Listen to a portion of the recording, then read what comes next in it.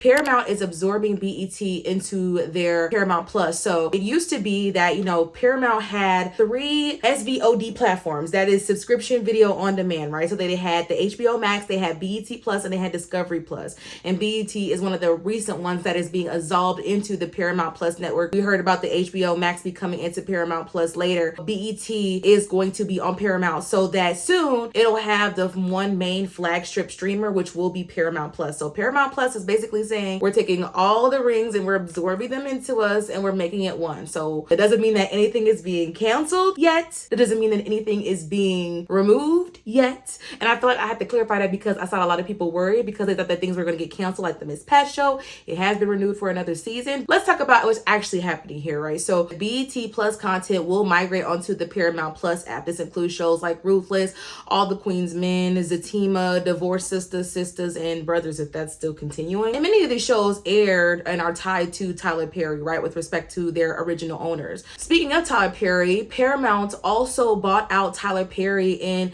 his ownership stake in BET Plus, with them being merged, or with it being brought into Paramount Plus, that then would translate into stake into Paramount Plus. His share was believed to be about 25%, which is a decent amount of money. He still has the programming deal and his shows are still continuing on Paramount Plus. I don't know why that was the conversation, but that's definitely still happening. The partnership isn't ending of sorts, but it is restructuring itself. In this, we have to kind of address the black media concern, because the first thing I saw on social media was, oh my God, they're trying to take black voices out, black ownership out. And that could be right? But some viewers, could see this as like black platforms disappearing or the removal of black ownership or control. But the situation is actually a little bit more easier to understand. Like, I need y'all to understand that BET Plus was not a dominant streamer. Okay, BET Plus did not have the strongest watch time, the strongest fan base. It's not like Paramount acquiring Netflix. If we compare it to like Netflix, Disney, Hulu Plus, BET definitely didn't have a fraction of the reach on their own platform like these other big conglomerates, right? But it's actually a good thing for now that BET Plus is being merged into Paramount, because that is going to give a larger audience exposure. It's going to give a better streaming experience, because if you actually use the BET app, you know that it freaking sucks. Damn. And it's always sucked. Damn. And it's never gotten better. Damn. It never keeps track of where you're at. Damn. It'll go to the end of the season without you. Damn. And with a show like Divorced Sisters or Sisters itself, like, you wake up and you just finished the whole season. You don't even know how. I'm sorry. Because it was a thought. No, seriously. It was a thought. It was a thought, and I blurted it out. I did not mean it that way. I'm fine. Okay, but just understand, I didn't mean it the way it came out. We'll take a poll on how you meant it with people here later after the show's over. Like, I don't know. I didn't really like the BET Plus platform anyways. But yes, you guys, it's not really a bad thing that BET is being acquired at all. It's actually a helpful thing, because they could have just actually nixed it like they've been doing to syndicated TV, but we're going to talk about that soon. BET wasn't really a strong app, streaming service, whatever by itself. And so it being absolved into Paramount is good, because they're still trying to keep it around. You think that it was a little bit odd that they wanted that stake back from Tyler Perry. These are kind of just things that happen within TV, and everybody's getting paid. So the bigger reality is that streaming platforms are consolidating everywhere, and we knew this would happen. Those who have watched TV, live TV, to cable, to DVR, to now streaming, we knew that eventually there would be a consolidation of these major networks, because companies are realizing that if you run multiple niche platforms, it gets very expensive. This was the issue with cable. If you have all of these different channels, running them onto one, like, it makes it expensive just to run them separately. So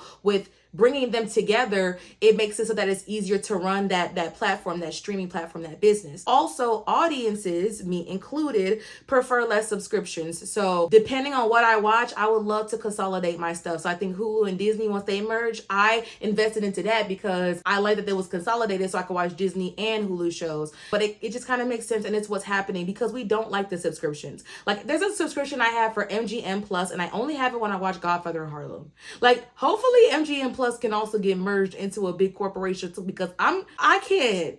I literally only have it to watch that show. and it's a good show. So if you haven't watched The Godfather Harlem, you definitely should. This is kind of coming as a big shift as what's happening with TV just in general, because while streaming platforms are consolidating to kind of survive in a way, traditional TV formats are quietly collapsing. If you don't know what's going on, NBC Universal is ending original production for a lot of its first run syndicated shows, right? So this includes Access Hollywood, this includes The Caramel Show, The Still Vuko Show, and as we already knew a bit earlier, The Kelly Clarkson Show is going to end after 7 seasons. And I want to kind of explain what syndication is and what first run syndication is for those who may not know. For first run syndication, it means that these shows are sold to local networks individually. It's not aired on one national network, right? So first run syndication was really made profitable because it bypassed these national networks to be able to sell shows directly to local stations. That's why a lot of shows you can watch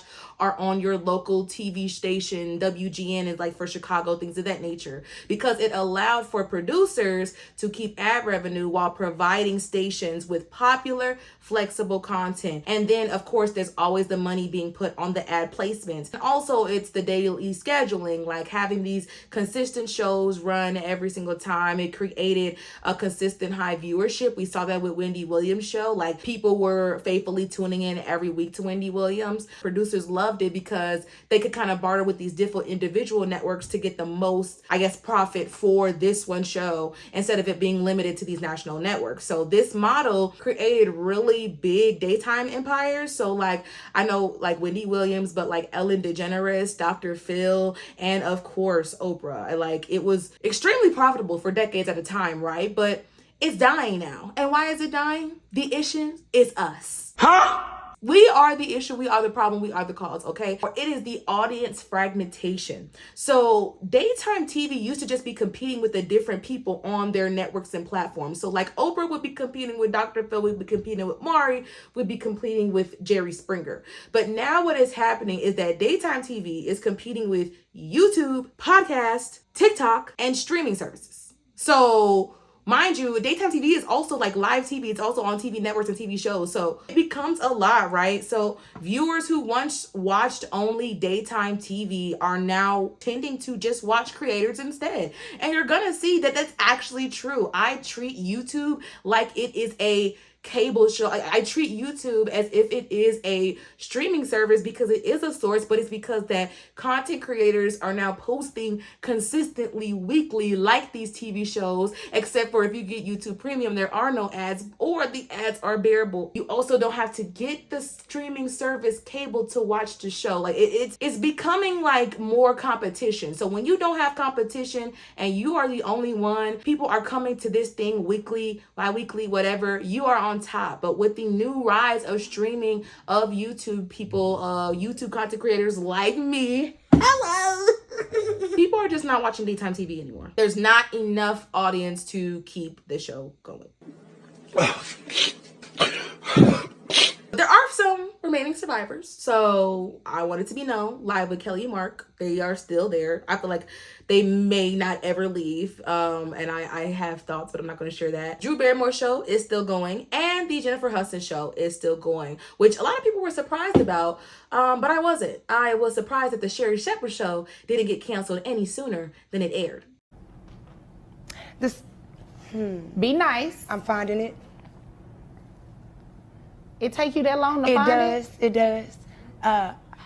We do not care. But also another thing I want to talk to you guys about, right, is that networks are pivoting too. So instead of these expensive talk shows, networks are moving towards like cheaper reality TV programming, sports. An example of this, right, is the CW. So the CW network was really known for a lot of its scripted TV series, for them running for long episodes at a time. We had stuff like The Vampire Diaries, Gossip Girl, Dynasty, etc. They pivoted themselves too, right? And a lot of people didn't like the pivot because it got rid of the essence of what the CW network is. But the CW moved away from the expensive scripted dramas, and they're now more towards like intentional, like international reality TV shows, sports programming. And with that, even though it was a criticized choice, they are fixed and set to make a profit this year, I believe, and in the years to come, because simply there was too much money being spent and not enough money being made. And we have to remember that these TV networks are a business, okay? So they're good and they're great and they provide great entertainment and TV, but at the end of the day, it is a business. And if you're not making money, then you're not moving funny. These formats are cheaper to produce. And we have to realize that old TV, the way we have viewed and consumed TV is dead.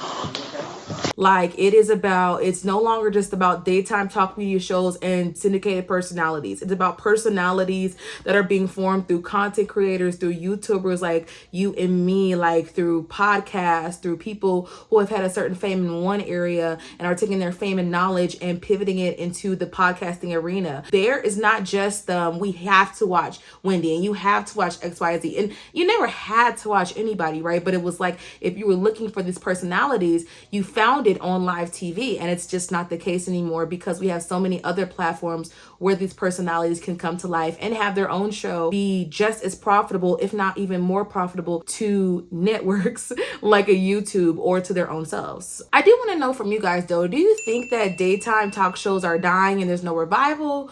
Or do you think that it's time that somebody reinvents the wheel? I have to say for myself, I'm not a big daytime talk watcher. I used to watch Wendy Williams vehemently, daily, even Ellen DeGeneres here and there, Dr. Phil, of course, Maury. But I think that for me, it is dying. It has been dying for a while. And I'm surprised that it took this long for those shows to be cut as far as the profitability side. Because once we leave out of the nostalgia and the history of, it comes down to the profitability, which a lot of these shows stopped having a while back. I really did like the Caramel shout out.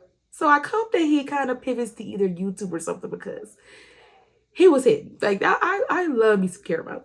I hope I'm saying his name right. Scoop.